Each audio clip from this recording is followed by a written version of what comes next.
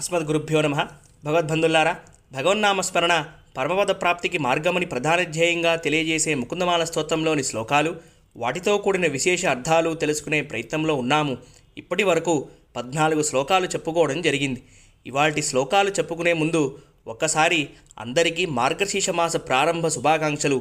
మాసానాం మార్గశీర్షోహం, మాసాలలో నేనే మార్గశీర్ష మాసాన్ని అని అంటాడు గీతాచార్యుడు భగవద్గీత 10వ అధ్యాయంలో.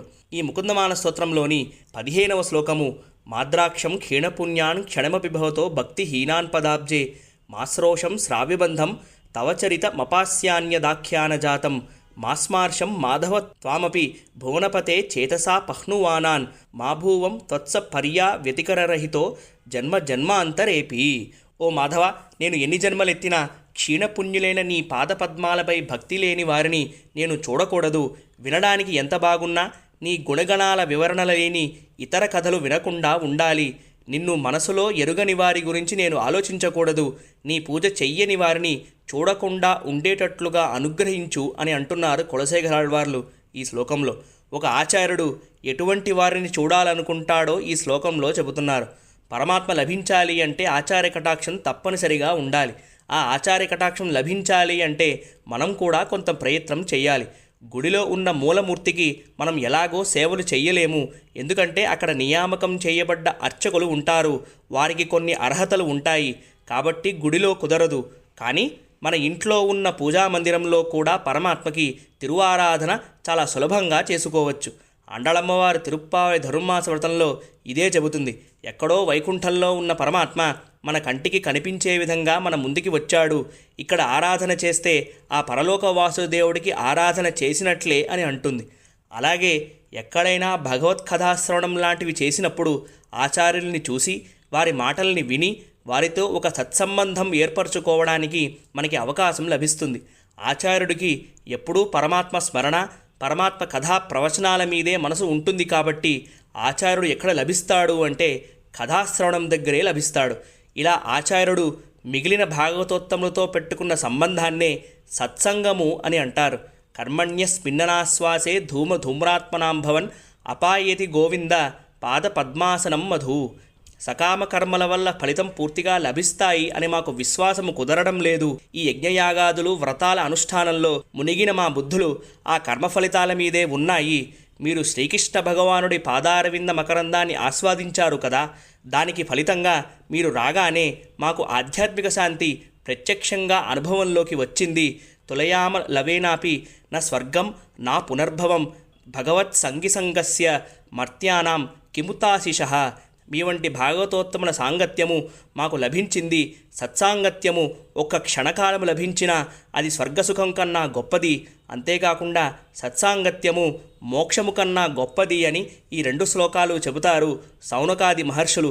సూతుల వారు నైమిషారణ్యానికి రాగానే శ్రీమద్భాగవతం 1వ స్కందం 18వ అధ్యాయంలో ఇలా సత్సాంగత్యం కావాలి అంటే కథాశ్రవణం ద్వారా లభిస్తుంది అని శ్రీమద్భాగవతం చెబుతోంది.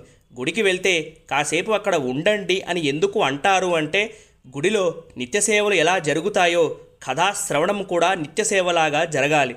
భక్తులు ఆ గుడిలో ఉన్న అర్చామూర్తిని చూడటానికి వచ్చినప్పుడు అక్కడ జరిగే కథాశ్రవణంలో కాసేపు ఉంటే పరమాత్మ కథ చెవిలో పడుతుంది అనే ఉద్దేశంతో గుడిలో కాసేపు ఉండండి అని అంటారు. అందుకే ప్రహ్లాదుడు నవవిధ భక్తి మార్గాల్లో శ్రవణమే మొదటి భక్తి మార్గం అని అన్నాడు. శ్రవణం ద్వారానే శరణాగతికి ఉన్న గొప్పతనం తెలుస్తుంది.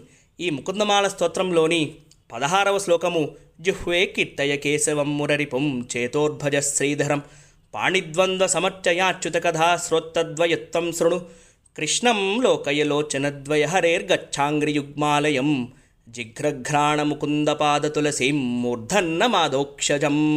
ఓ నాలుక కేశవుణ్ణి కీర్తించు. ఓ మనస భగవంతుడి నిత్యస్మరణ చెయ్యి. 2 చేతులతో శ్రీధరుణ్ణి పూజించు. చెవి ద్వారా అచ్యుతుడి కథలను విను.